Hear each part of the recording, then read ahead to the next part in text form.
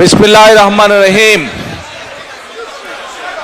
আজকের বিজয় দিবস উপলক্ষে আয়োজিত যুক্তরাজ্য বিএনপি কর্তৃক আয়োজিত আজকের এই অনুষ্ঠানের সম্মানিত সভাপতি, মঞ্চে উপস্থিত সম্মানিত নেতৃবৃন্দ, আমার সামনে উপস্থিত প্রিয় ভাই বোনেরা, সকল সম্মানিত উপস্থিতিবৃন্দ, আসসালামু আলাইকুম। আমি প্রথমেই আন্তরিকভাবে কৃতজ্ঞতা জানাচ্ছি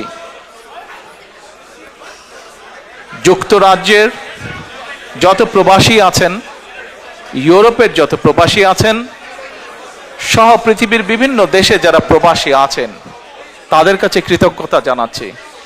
আজকে থেকে যখন প্রায় 18 বছর আগে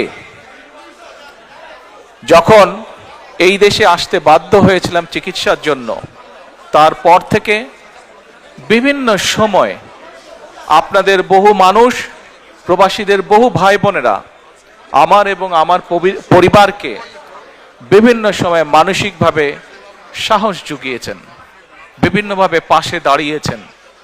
আমি সেজন্যই সকল প্রবাসী ভাই বোনদের কাছে কৃতজ্ঞতা প্রকাশ করছি আমার এবং পরিবারের পক্ষ থেকে।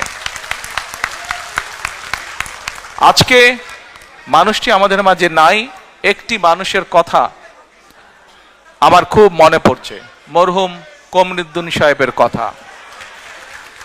এই মানুষটি